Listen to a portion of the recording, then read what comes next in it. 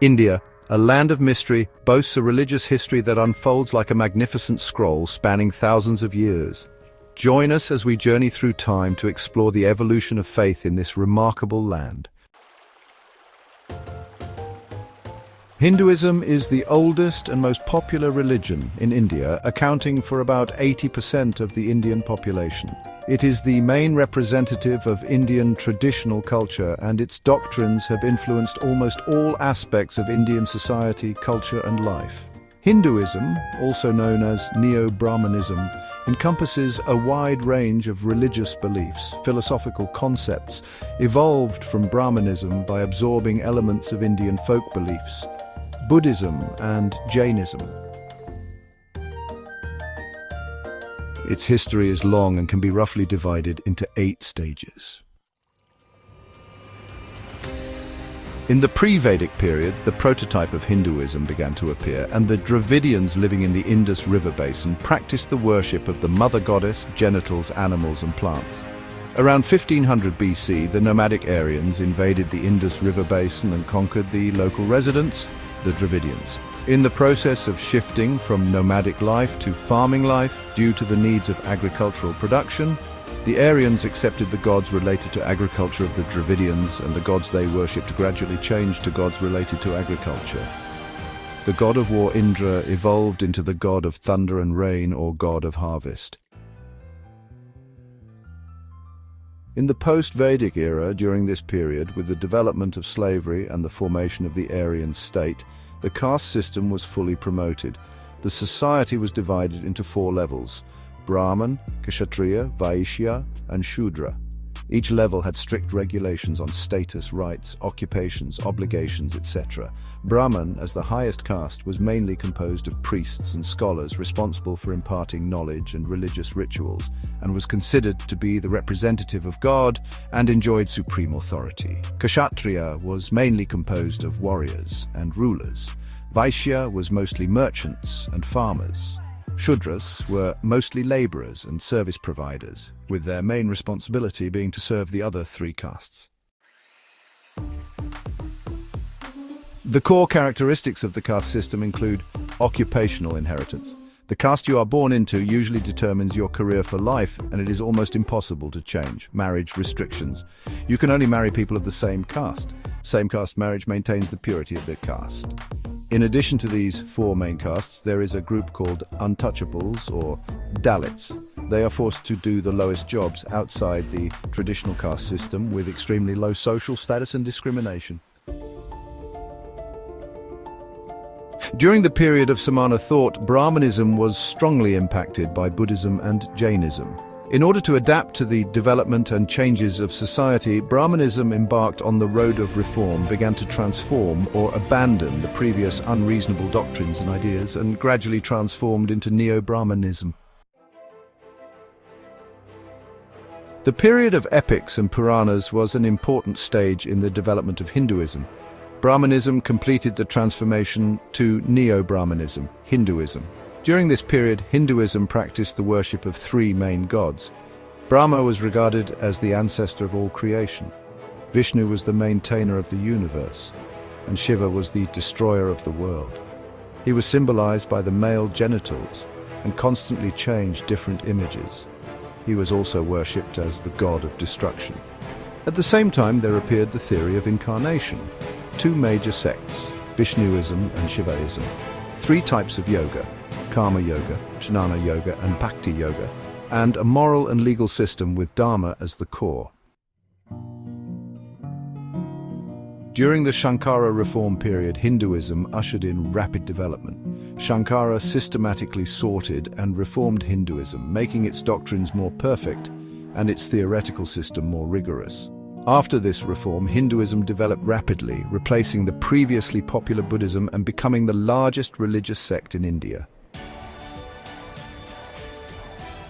During the reform period of the devotees, the reformers were influenced by the Sufi sect of Islam, advocating equality for all before God, opposing caste discrimination, emphasizing liberation through devout worship of God, and reducing the spiritual importance of Brahman.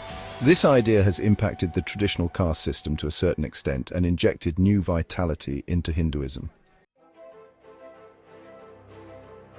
Hinduism has unique characteristics. It is traditionally said to encompass 33 gods, though popular belief often expands this to millions, reflecting its vast pantheon. In India, animals, daily necessities, and so on may be worshipped as gods. Even when US President Trump visited India, his appearance was carved into a statue by the Indian people. In the belief of Hinduism, the cow is the mount of Lord Shiva and is regarded as the incarnation of God. It has a sacred and inviolable status. Indians cannot stop cows from wandering around and cannot slaughter cows. In some contexts, their byproducts are considered to have medicinal or spiritual value. In some rural areas, there are families who even believe that dogs are gods, though this is not a widespread Hindu practice. The caste system is a persistent shadow in Indian society. In 1950, the Indian constitution formally abolished the caste system and prohibited any form of caste discrimination. The government has improved the status of low castes and Dalits through affirmative action such as reserved seats, education and employment opportunities. But in reality, the influence of caste is still far-reaching. Brahmins, the highest caste, although only 4% of the population, have historically held disproportionate influence in judicial and political spheres. In August 2008, floods ravaged Bihar, and the worst hit were the Dalit community, which was regarded as untouchables. Because of their low social status, they hardly received government assistance, resulting in many unnecessary deaths. Urbanization and globalization have gradually faded the caste system, and the younger generation is more concerned about careers and education rather than caste. But the shadow of caste has not disappeared. At the family level, Hinduism advocates a large family lifestyle. Traditional Indian families are like a large family, usually with multiple generations living together in a large compound. The oldest male is respected as the head of the family, and this structure emphasizes the continuity of the family and collectivism. 3 generations living together, with grandparents, parents and children sharing every bit of life, is a vivid reflection of the Hindu family concept. A Hindu wedding is a complex and sacred ceremony. A traditional Hindu wedding is often full of singing and dancing and lasts for several days. Each link and ceremony is full of symbolism, highlighting the sanctity of marriage and the importance of family. The influence of Hinduism is also significant in culture and art. Although Indian architecture, such as the Taj Mahal, is Islamic architecture, it contains Hindu cultural elements and reflects the unique pursuit of beauty. Images of Ganesh, the elephant-headed god, Hanuman, the monkey god, and Vasuki, the snake god, can be seen everywhere in Indian paintings and sculptures. These mythological characters appear on the walls of temples, sculptures, and dances, conveying the morals and legends of Hinduism. Buddhism, as one of the 3 major religions in the world, was founded by Sakyamuni in ancient India in the 6th century BC. This initiative can be regarded as a significant religious reform movement in Indian history. Its influence is far-reaching, not only radiating to Asia, but also affecting the global cultural, ideological, and social fields. In the 6th century BC, Indian society was in turmoil and change. The traditional Brahmanism caste system was full of ills, social contradictions were acute, and the people were struggling in the real suffering and urgently seeking a way to liberation. The traditional Brahmanism caste system was full of ills, social contradictions were acute, and the people were struggling in the real suffering and urgently seeking a way to liberation. At this time, the prince of Kapilavastu, Siddhartha Gautama, who later became Sakyamuni, resolutely gave up his comfortable life and embarked on the path of becoming a monk. After arduous exploration, he became enlightened under the Bodhi tree in Bodh Gaya and became a Buddha. Since then, he began to spread the teachings of the 4 Noble Truths and the Eightfold Path, advocating to get rid of reincarnation through practice and reach the state of nirvana. Buddhism originated from this. Buddhism developed rapidly in the early days, and many believers flocked to it, especially the lower-class people who were dissatisfied with the Brahmin caste system and those who longed for spiritual liberation. Buddhism advocates equality of all beings, opposes caste discrimination, brings hope and dignity to the lower-class people, and provides a new spiritual sustenance and practice method. During the Maurya dynasty, Ashoka converted to Buddhism and vigorously promoted it, making it one of the main religions in India. Ashoka witnessed the cruelty of war and was touched, so he integrated Buddhist concepts into national policies, advocated peace, charity, tolerance, abolished slavery, promoted welfare policies, paid attention to people's livelihood, gave up conquest wars, and devoted himself to domestic construction and foreign cultural exchanges. He set up a national teacher of Dharma to spread the doctrine throughout the country and engraved the teachings on rocks and pillars. These Ashoka stone carvings became an important heritage of ancient Indian culture.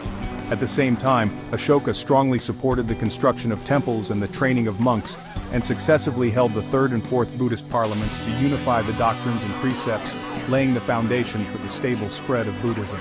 He also sent monks to preach in countries outside the Indian subcontinent, such as Sri Lanka, Myanmar, Greece, Egypt, etc., allowing Buddhism to spread rapidly to many places in Asia and Europe and become a world religion. However, the development of Buddhism in India was not a smooth road. It gradually split into two major sects, the Theravada and the Mahayana, and then further subdivided into 18 or 20 sects. The doctrines and practice methods of each sect were different, and there were constant debates, which made the doctrines complicated, difficult for the people to understand and accept, and weakened cohesion and influence. At the same time, the prosperity of the temple economy brought problems. Some monks pursued material enjoyment and deviated from the original intention of Buddhism, causing social dissatisfaction. The external environment also changed. Around the 8th century AD, Hinduism revived, and Shankara systematically sorted and reformed it. The doctrines were more complete, the theoretical system was more rigorous, and some Buddhist ideas and practice methods were absorbed. The attraction increased greatly, and Buddhism gradually lost the competition. After the 10th century, Muslim forces invaded India, and Arabs expanded their territory in the name of holy war. A large number of Buddhist temples, dojos, and scriptures were destroyed, and Buddhists were eliminated as heretics. Most of the survivors were forced to convert to Islam under the assimilation policy, and Buddhism gradually declined in India. Despite this, Buddhism was widely spread in Southeast Asia and East Asia and took root. In Southeast Asia, it merged with local culture to form a unique Southern Buddhism culture, which influenced the culture, art, and social life of Thailand, Myanmar, Cambodia, and other countries. In East Asia, after being introduced to China, it merged with traditional culture to form distinctive sects such as Zen and Pure Land Buddhism, which influenced Chinese philosophy, literature, art, architecture, and other fields. Later, it was spread from China to the Korean Peninsula and Japan, becoming an important part of local culture. To this day, Buddhist wisdom still shines, guiding people to seek inner peace. Its teachings inspire millions of people and remind us that we all have the potential for compassion and enlightenment in our hearts. Jainism, as one of the ancient religions of India, was born in the same era as Buddhism, that is, in the 6th century BC. At that time, Indian society was full of contradictions under the heavy pressure of the traditional Brahmanism caste system. The people lived in poverty and were eager for liberation. Jainism came into being in such a background. The origin of Jainism can be traced back to its 24th patriarch Vardhamana, who was born into the royal family of the ancient Indian Kshatriya caste and lived a rich and noble life. However, at the age of 30, Vardhamana resolutely gave up the luxurious life of the world and embarked on the path of asceticism to seek liberation. During the 12-year asceticism, he experienced hardships and dangers, slept in the open air, and even begged naked. He was mistaken for a spy and a thief many times and suffered. But he always held on to his beliefs, and finally, at the age of 42, he attained enlightenment under a sandfruit tree and was given the titles of Jaina, meaning one who overcomes lust, and Nigantha, meaning one who liberates from bondage. After that, Vardhamana actively organized religious groups in the middle and lower reaches of the Ganges River to spread the teachings of Jainism. By the time of his death, the number of his followers had grown to 140,000. Around the 1st century AD, Jainism divided into the conservative Digambara nudist sect, which stresses extreme asceticism, rejects personal property including clothes, believing only the holiest can go naked spread, and uses peacock feather whisks to avoid harming creatures. while barring women from temples, and the more progressive Svetambara white-clad sect, which embraces gender and caste equality, rejects nudity, allows monks white robes and basic possessions, and permits marriage.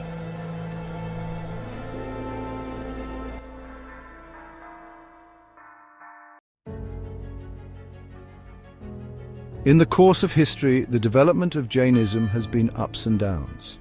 During the Maurya dynasty and the Gupta dynasty, Jainism ushered in a prosperous development stage due to the support of the rulers.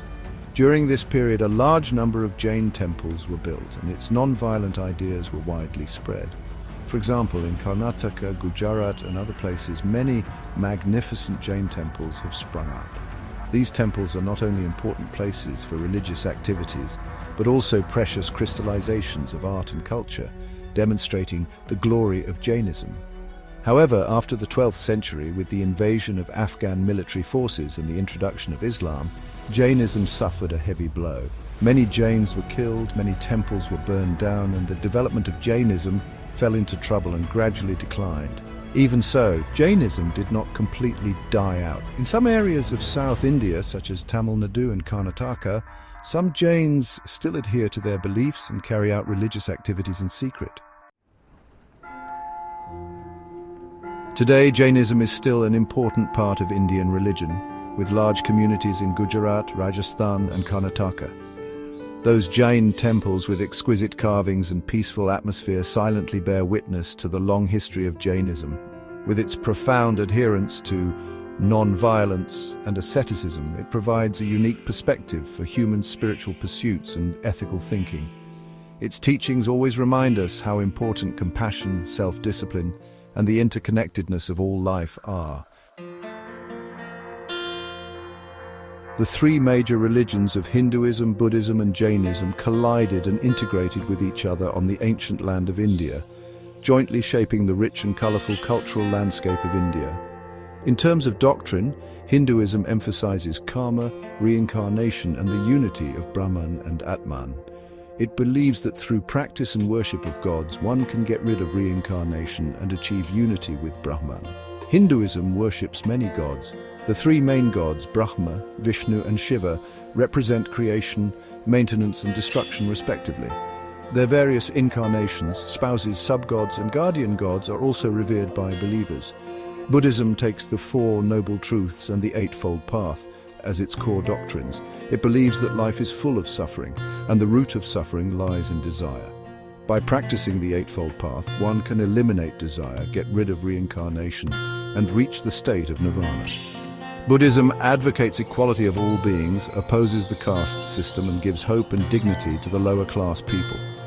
The core doctrine of Jainism is to emphasize non-violence, honesty, non-stealing, purity, and non-attachment.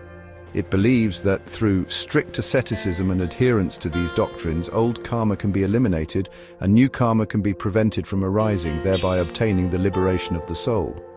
In the concept of Jainism, all life has a soul, and harming any life will bring karma and affect the purification of the soul. Hindu rituals are rich and diverse, involving sacrifices, prayers, bathing, and fasting to honor gods and seek blessings, with temple pilgrimages and vibrant festivals like Shiva Night and Diwali featuring parades and celebrations. Buddhist practice centers on meditation and introspection, with chanting and precepts, often in secluded temples or forests for spiritual growth.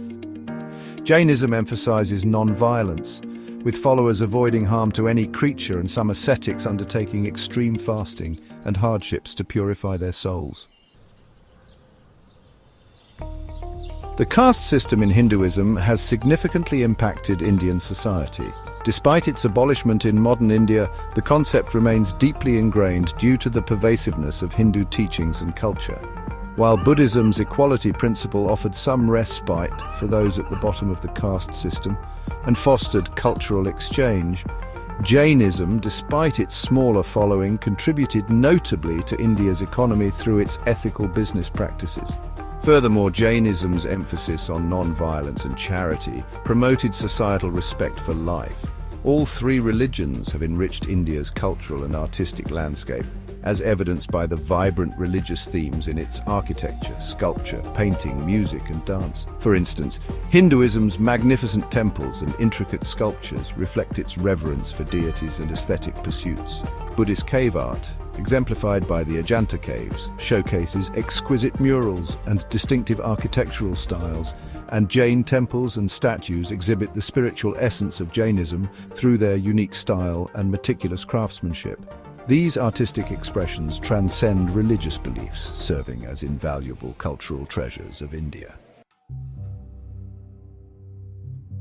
In India, religious rituals permeate life from birth to death, influencing family, society, and systems.